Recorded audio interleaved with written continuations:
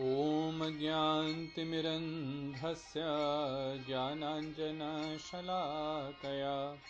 चक्षुरुन्मिलितं येन तस्मै श्रीगुरवे नमः। जय श्री कृष्ण चैतन्य प्रभु नित्यानंद, श्री अद्वैत गदाधर श्रीवासादि गौर भक्त वृंद। हरे कृष्णा कृष्ण कृष्ण हरे हरे, हरे राम राम राम हरे हरे। हरे कृष्णा। श्रीमद् भगवद गीता अध्याय 17 श्लोक 3। सत्व अनुरूपा सर्वस्य श्रद्धा भवति भारत, श्रद्धामयो अयं पुरुषो यत् श्रद्धः स एव सः। हे भारत, सबकी श्रद्धा अपने अपने अंतःकरण के अनुरूप होती है। यह पुरुष श्रद्धामय है। अतएव जो व्यक्ति जैसी पूज्य वस्तु में श्रद्धा करता है वह भी वैसा ही चित्त वाला होता है। इस जगत में जितने भी मनुष्य हैं उन सबकी अलग अलग प्रकार की श्रद्धा है। हम कोई भी कार्य करते हैं वो श्रद्धा के बिना संभव नहीं है, विश्वास के बिना संभव नहीं है। आप घर में बैठे हैं, घर में छत है, आपको यह श्रद्धा अथवा विश्वास है कि जिसने यह घर बना करके आपको दिया उस बिल्डर ने अच्छी तरह से घर बनाया और इस कारण से वह छत टूट करके आपके सिर पर नहीं गिरेगी। यदि इस बात में विश्वास नहीं होगा तो आप शांतिपूर्वक घर में नहीं रह पाएंगे, क्योंकि हर समय हर क्षण यह चिंता लगी रहेगी कि कहीं यह छत टूट करके सिर पे तो नहीं गिरेगी। आप घर से निकले, गाड़ी में बैठे अपनी कार में, इस बात में आपकी श्रद्धा है कि गाड़ी बनाने वाली कंपनी ने गाड़ी ठीक तरह से बनाई, नहीं तो कहीं गाड़ी चलते चलते टूट करके अलग अलग टुकड़े नहीं हो जाए, है ना। तो देखिए, एक प्रकार से हम सबकी श्रद्धा अथवा विश्वास किसी ना किसी चीज में है। नहीं तो श्रद्धा के बिना हम अपने जीवन में एक कदम भी नहीं रख सकते। अब बस बात यही है कि वह श्रद्धा जहां पर होनी चाहिए दृढ़ रूप से वहीं पर नहीं है, अपितु सभी और वस्तुओं में, सभी और लोगों में, अलग अलग देवताओं में है। भगवान श्री कृष्ण ने पिछले श्लोक में कहा था कि पूर्व संस्कारों के अनुसार हमारी श्रद्धा बनती है। पिछले जन्मों में हमने किस प्रकार के कार्य करे हैं, किस प्रकार का संग करा है, इन सब संस्कारों से हम लोगों की श्रद्धा सात्विक, राजसिक अथवा तामसिक बनती है और उसी श्रद्धा के अनुसार हम कार्य करते हैं। भगवान अपने इस श्लोक में अब कह रहे हैं कि सबकी श्रद्धा अपने अपने अंतःकरण के रूप में होती है, अर्थात अंतःकरण पे, चित्त पर जो संस्कार हैं पूर्व जन्मों के, उसके अनुरूप श्रद्धा बनती है और वह श्रद्धामय पुरुष फिर उसी श्रद्धा के अनुसार अलग अलग देवी देवताओं की पूजा करता है, अलग अलग चीजों में विश्वास रखता है अथवा विश्वास नहीं रखता, पूर्ण रूपेण से कामुक होता है। श्री विश्वनाथ चक्रवर्ती ठाकुर टीका में लिखते हैं कि यहाँ पे जो सत्वम अर्थ शब्द है उसका अर्थ है अंतःकरण, और यह अंतःकरण 3 प्रकार का है, सात्विक, राजसिक और तामसिक। तत् अनुरूप सात्विक अंतःकरण वाली की श्रद्धा सात्विक होती है, राजसिक अंतःकरण की राजसी तथा तामसिक अंतःकरण की तामसी। तो जिसका अंतःकरण जैसा है उसी प्रकार से उसकी श्रद्धा भी होगी, अर्थात उसी प्रकार के कार्यों में, उसी प्रकार की पूज्य वस्तुओं में, उसी प्रकार के नियमों आदि में उस व्यक्ति की श्रद्धा होगी। यत श्रद्धा, जिसका यजनीय जो होता है, अर्थात जिसकी पूजा आप करते हैं, वह व्यक्ति भी वैसा ही होता है, अर्थात देवता, असुर या राक्षस आदि को पूजने वाले क्रमशः वैसे ही होते हैं। जो सात्विक श्रद्धा के व्यक्ति हैं वे देवताओं की पूजा करते हैं, और राजसिक अथवा तामसिक वृत्ति के लोग असुरों अथवा राक्षसों की पूजा करते हैं। अब देखिए, श्रद्धा के विश्वास के विषय में अच्छी तरह से समझेंगे। श्री गुरुदेव टीका में लिखते हैं कि जीवों के शुद्ध स्वरूप में जो श्रद्धा या रति होती है वह आत्मगत अर्थात स्वरूपगत होती है। ये बहुत समझने वाली बात है कि हम लोगों का जो शुद्ध अभिमान है अर्थात जीवेर स्वरूप है कृष्णेर नित्य दास, यह हमारी शुद्ध अवस्था में जब हम माया के आवरण के कारण हमारा स्वभाव विकृत नहीं हुआ है, अपनी शुद्ध अवस्था में हमारी जो श्रद्धा है वह स्वरूपगत होती है। स्वरूप अर्थात जो हमारा वास्तविक स्वरूप है। वास्तविक स्वरूप क्या है? जीवेर स्वरूप है कृष्णेर नित्यदास। हम भगवान के नित्यदास हैं, उनकी प्रेममय सेवा करना ही हमारा नित्य धर्म है। परंतु वह नित्य धर्म जो है, वह नित्य स्वभाव है, वह किसी कारणवश विकृत हो जाता है। जैसे पानी जिसका धर्म क्या है? तरलता, उसको आप फ्रीजर में रख दें तो उस ठंडे तापमान के कारण उस जल का जो धर्म अर्थात स्वभाव है वह बदल करके ठोस रूपी स्वभाव हो जाएगा, सॉलिडिटी हो जाएगा। तो उसी प्रकार से यह स्वरूपगत श्रद्धा केवल भगवत विषय होती है, वही श्रद्धा निर्गुणा होती है। तो जो हमारी वास्तविक श्रद्धा है, जो हमारी ओरिजिनल श्रद्धा है, जो हमारी मूल श्रद्धा है, वह केवल भगवत संबंधी है। उसके इतर जीव का और कोई भी धर्म नहीं है। किंतु बद्ध अवस्था में गुरुदेव लिखते हैं जीवों का स्वरूपगत स्वभाव विकृत हो जाता है। उस समय प्रकृति के संसर्ग से शुभ अशुभ कर्मों के कारण विकृत श्रद्धा जिस कोटि के पूज्य के प्रति नियुक्त होती है उसी के अनुरूप है सात्विकी, राजसी और तामसिक श्रद्धा के रूप में जानी जाती है। तो शुद्ध अवस्था में तो हमारी श्रद्धा एक निष्ठा है केवल श्री कृष्ण के चरणों में। परंतु बद्ध अवस्था में हमारा जो यह मूल स्वभाव है, हमारा जो स्वरूप है भगवान की प्रेममय सेवा का, वह स्वभाव माया के संसर्ग से विकृत हो जाने के कारण और फिर शुभ अशुभ कर्म करने से अलग अलग संस्कार बनते हैं।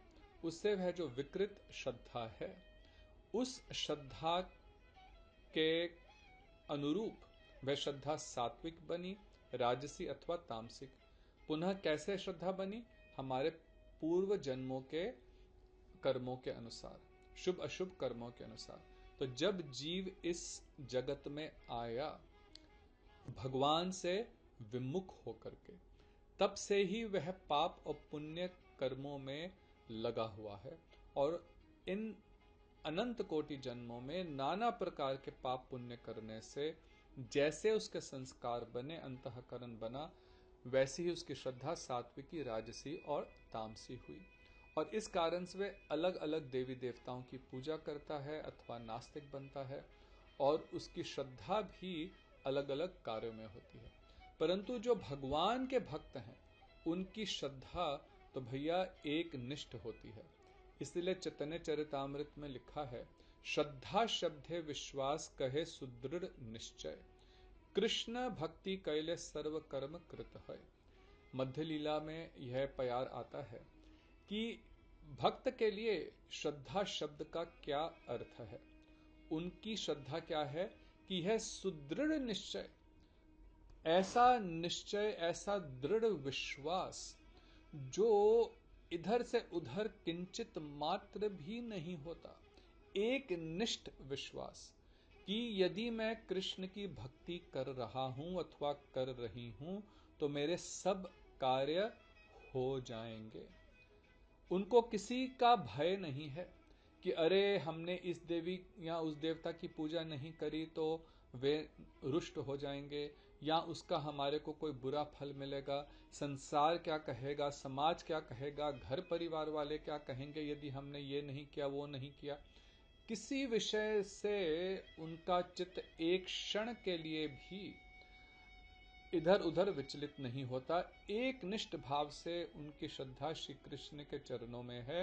यदि मैं श्री कृष्ण की सेवा कर रहा हूं, उनका नाम जाप कर रहा हूं, उनके नाम रूप गुण लीला का श्रवण कीर्तन स्मरण कर रहा हूं, तो फिर मुझे और किसी भी प्रकार के कार्य अर्थात यहां पे समझेंगे कि किसी भी और प्रकार का अनुष्ठान अथवा पाठ पूजा अथवा देवी देवता की अर्चना करने की आवश्यकता नहीं है। क्यों? क्योंकि कृष्ण तो सब कारणों के कारण है, सभी देवताओं के, सभी ईश्वरों के मूल वे श्री कृष्ण हैं। तो जिस प्रकार से पानी जब आप पौधे की जड़ में देते हैं तो सारे पौधे को वह जल मिल जाता है, भले पत्तियां हों, टहनियां हों, पुष्प हों, फल हों।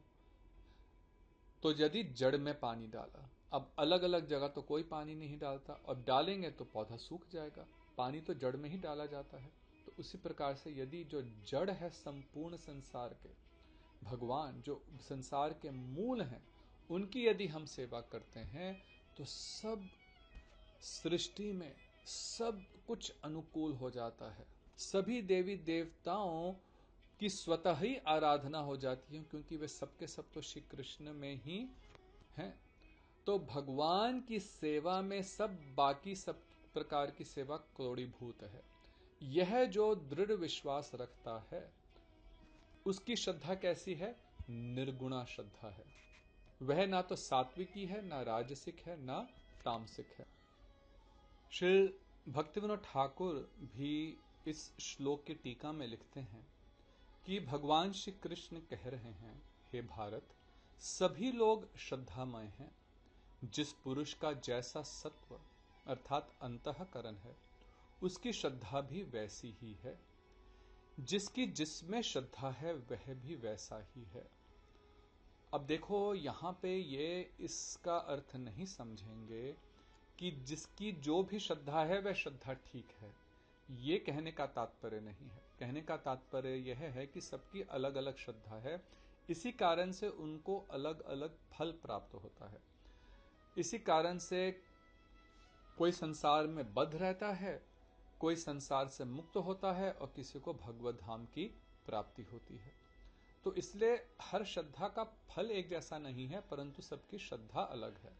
परंतु भगवान को प्राप्त करने के लिए तो निर्गुणा श्रद्धा के स्तर पर आना ही पड़ेगा। तो कह रहे हैं कि मूल तत्व यह है कि जीव स्वभावतः मेरा अंश है। मम एव अंशः जीवलोके जीवभूत सनातनः, अतः वह निर्गुण है, वह गुणातीत है, माया के 3 गुणों से ऊपर है जब वह अपनी शुद्ध अवस्था में है। जो जीव मुझसे अपना संबंध भूल गया है वह सगुण हो गया है। इस बद्ध दशा के प्रवेश काल में प्राचीन संस्कारवश उसका एक सगुण स्वभाव हुआ है।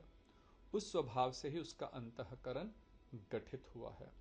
जैसे अभी हम लोगों ने चर्चा करी कि जैसा उसका स्वभाव हुआ है, जो राजसिक, तामसिक और सात्विक, इन 3 गुणों से प्रभावित होने के कारण अलग अलग प्रकार के कर्मों को करने से जैसा उसका संस्कार बनता है, उसी के अनुरूप उसका यह एक त्रिगुणमय स्वभाव बना है। इसी स्वभाव से उसका अंतःकरण गठित हुआ है। उस अंतःकरण को ही सत्व कहते हैं। सत्व संशुद्धि ही अभय पद है, अर्थात जब हमारा चित्त संपूर्ण रूप से शुद्ध हो जाता है, जब हम निर्गुणा श्रद्धा के स्तर पर आते हैं, तब हम पूर्ण रूपेण निर्भय हो जाते हैं, है ना। अभी हमें भय क्यों है? क्योंकि अभी हमारी श्रद्धा जो है, जो वह विश्वास है, वह संसारिक वस्तुओं में है। इसलिए हमें किसी चीज के खोने का, मृत्यु का, जरा व्याधि इन सब का भय सताता है। परंतु जिसकी श्रद्धा भगवान के श्री चरणों में दृढ़ रूप से हो गई है, भगवान गीता में कहते हैं ना, सर्वधर्मान परित्यज्य माम एकम शरणम व्रज अहम त्वाम सर्व पापेभ्य मोक्षयिष्यामि मां शुचः, शोक मत करो।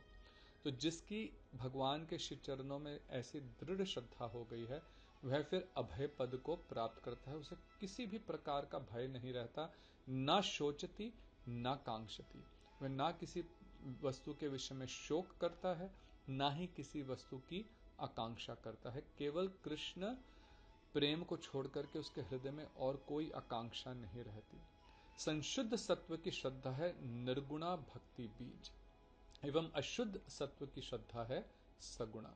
तो जो शुद्ध सत्व की रूपी श्रद्धा है, उससे जो श्रद्धा है, उससे हमें निर्गुण अर्थात गुणा अतीत, 3 गुणों से अतीत जो शुद्ध भक्ति है, उसका बीज प्राप्त होता है, शुद्ध भक्ति का संस्कार प्राप्त होता है। श्रद्धा जब तक निर्गुणा अथवा निर्गुणा को उद्देश्य करने वाली नहीं है, तब तक उसका ही नाम काम है। तो संसार की वस्तुओं में जो हमारी श्रद्धा है, भले सात्विक हो, राजसिक हो, तामसिक हो, क्योंकि वह भगवत संबंधी नहीं है, क्योंकि वह श्रद्धा निर्गुणा नहीं है, उसका उद्देश्य भगवत प्राप्ति नहीं है, इसलिए तब तक वह जो श्रद्धा है उसी को काम कहते हैं, लस्ट कहते हैं। कामात्मिका सगुणा श्रद्धा की व्याख्या कर रहा हूं, श्रवण करो। अब आगे भगवान इसका वर्णन और विस्तार से करेंगे। श्रील भक्तिवेदांत स्वामी महाराज जी टीका में लिखते हैं कि प्रत्येक मनुष्य में एक विशेष प्रकार की श्रद्धा होती है, चाहे वह कोई हो। स्वभाव के अनुसार उसकी वह श्रद्धा सात्विकी, राजसी अथवा तामसी हो सकती है। वह किस प्रकार के मनुष्यों का संग करता है, यह भी उसकी श्रद्धा पर निर्भर है। देखिए, हम सबकी जो श्रद्धा होती है, जो हमारा स्वभाव होता है, उसी के अनुसार हम अलग अलग लोगों का संग करते हैं। वास्तव में जैसा भगवान ने 15वें अध्याय में कहा है, जीव मात्र मूल रूप में शिव भगवान का भिन्न अंश है। अतः वास्तव में देखा जाए तो वह प्रकृति के सभी गुणों से परे है। परंतु जब वह श्री भगवान से अपने संबंध को भूलकर बद्ध अवस्था के अंतर्गत माया के स्पर्श में आता है, तो प्रकृति के विविध रूपों के संग से संसार में अपनी स्थिति स्वयं बना बैठता है। इसके परिणाम में होने वाली कृत्रिम श्रद्धा और सत्व प्राकृत हैं। तो जो श्रद्धा एवं अंतःकरण हमारा बनता है ना, प्रकृति के 3 गुणों के प्रभाव से, वह क्या है? प्राकृत है, वह चिन्मय नहीं है। जीव चाहे जीवन की किसी भी प्राकृत धारणा के वश में क्यों ना हो, परंतु मूल रूप में तो वह निर्गुण अर्थात सब गुणों से परे ही है। तो देखो, यही बात समझने वाली है। अभी हम इस जगत में नाना प्रकार के क्लेश पा रहे हैं। क्यों पा रहे हैं? क्योंकि हम इस शरीर को, इसी को अपना समझते हैं। तो यह स्थूल अभिमान है। फिर एक लिंग अभिमान है। अभी हम अपने को किसी नाम से जानते हैं, किसी देश के नागरिक के रूप में समझते हैं, किसी परिवार का सदस्य समझते हैं। ये सब स्थूल अभिमान अथवा स्थूल श्रद्धा है।